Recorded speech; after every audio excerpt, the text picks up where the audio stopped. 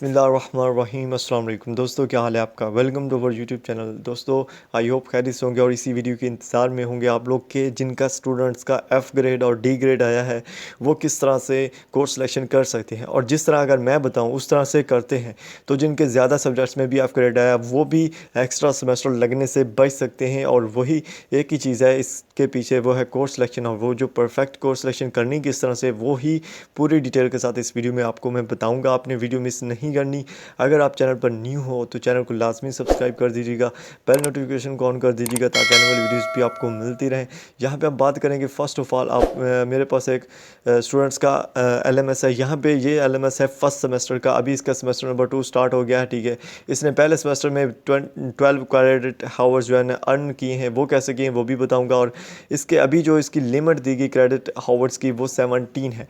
पहले तो हम बात कर लेते हैं 17 क्रेडिट आवर लिमिट की। इसके अलावा इसके जो है पहले सेमेस्टर में 2 एफ़ ग्रेड आए आपके सामने है, फेलियर सब्जेक्ट्स हैं। अगर आपका भी कोई फेलियर है तो वो यहाँ पे शो हो रहा होगा। अगर आपका कोई डी ग्रेड सब्जेक्ट है, डी ग्रेड कोर्सेज हैं, तो वो भी यहाँ पे जो है ना वो शो हो रहे होंगे, ठीक है। ये चीज़ होगी। अब पहले मैं आपको समझा देता हूँ कि क्रेडिट आवर्स क्या चीज़ है।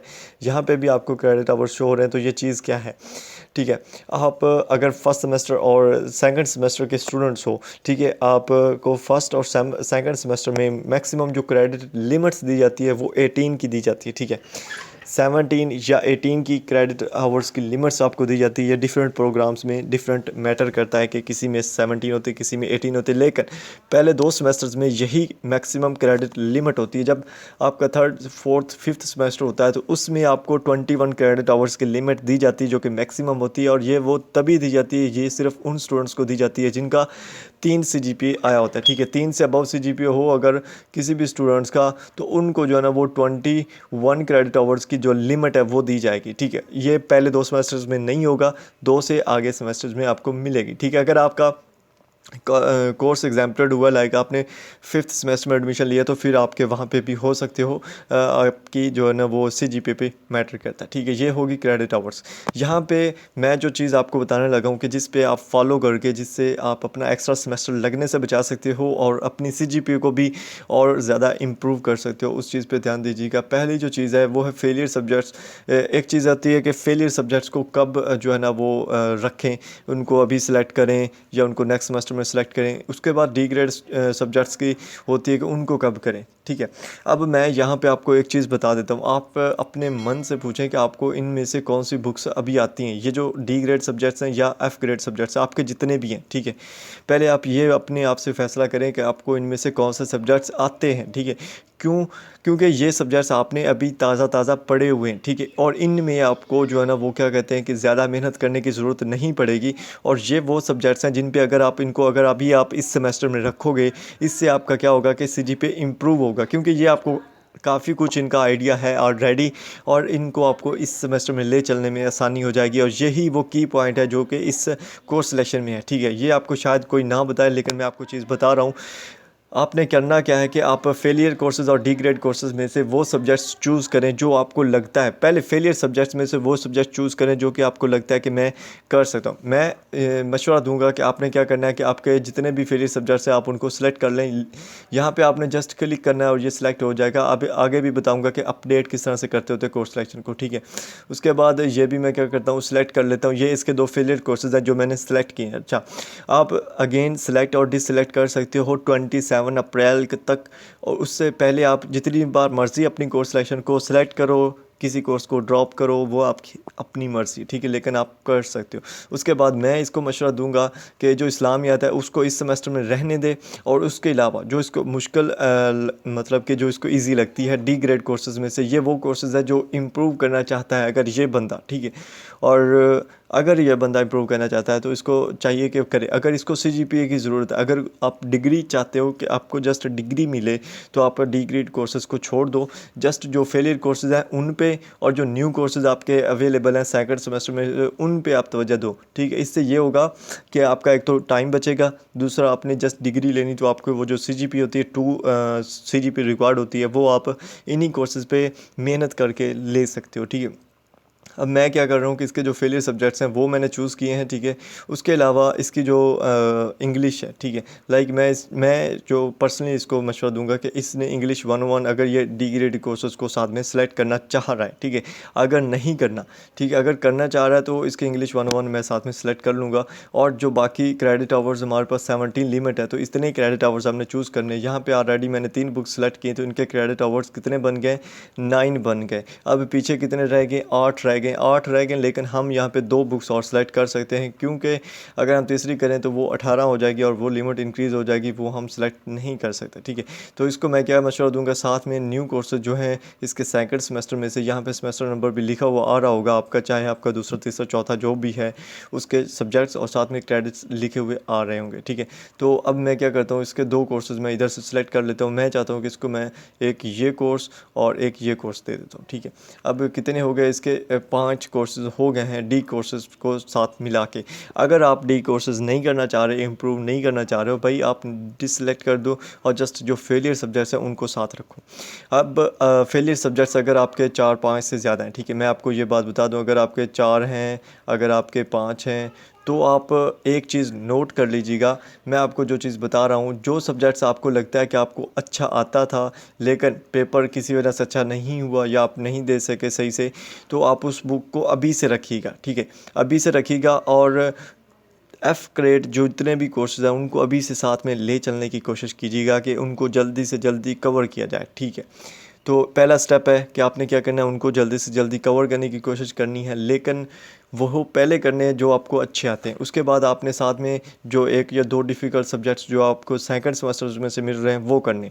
अच्छा, अब अगर आप कर लेते हो, फॉर एग्ज़ाम्पल इसको मैं करवा देता हूँ ये सब्जेक्ट्स और ये 2 ये वाले, ठीक है, 2 ये वाले इसके जो फेलियर कोर्सेज़ हैं, ठीक है, और 2 इसके 3 इसके न्यू कोर्सेज़ करवा देता हूँ, क्योंकि इसकी क्रेडिट लिमिट्स यहाँ पे पूरी हो जाएगी, ठीक है।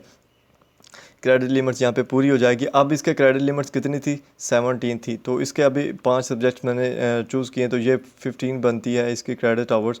अब स्टूडेंट्स पूछते हैं कि 17 है तो 15 सही रहेगा या नहीं रहेगा, तो यहाँ पे 15 क्रेडिट आवर्स सही रहेगा, क्योंकि अगर हम इसकी एक और कोर्स सेलेक्ट करते हैं तो ये 16 हो जाएगा, सॉरी 16 कह रहा हूँ, 18 हो जाएगा, जो कि इसकी जो लिमिट दी हुई है उससे भी इंक्रीज़ कर जाता है, जो कि यहाँ पे अलाउ नहीं है, ठीक है। और अगर आप एक कोर्सेज इसमें से ड्रॉप कर देते हो तो वो 12 हो जाएगा, जो कि आपको खुद नुकसान में है, ठीक है। तो आपने बुक्स वही चूज़ करनी जो कि आपके क्रेडिट लिमिट्स को पूरा कर रही होती हैं। 1-2 क्रेडिट आवर्स हमेशा बच जाते हैं, ठीक है। तो यहाँ पे मैंने क्या किया, इसके ये कोर्सेज सेलेक्ट कर लिए। अच्छा, आपके माइंड में एक और क्वेश्चन आ रहा होगा कि ये जो नीचे वाले कोर्सेज हैं, ये वाले, ये जो सेकंड सेमेस्टर में से 3 सब्जेक्ट्स ये रह गए, ये किधर जाएँ, ठीक है, इनको हम कब सेलेक्ट करेंगे, ठीक है। तो इसके लिए मैं आपको जो मशवरा देना चाह रहा हूँ वो ये है, ये आपकी मेहनत पे डिपेंड करता है। जब आप इस सेमेस्टर में से, सेकंड सेमेस्टर में से जब आप मेहनत करोगे और आपकी सीजीपीए जो वो 3 से अबव चली जाएगी, ठीक है, 3 से अबव चली जाएगी, तब आपको जो है ना वो कितने क्रेडिट मिलेंगे, 21 क्रेडिट लिमिट मिलेगी, ठीक है। 21 क्रेडिट लिमिट में आप कितने को चूज़ कर सकते हो,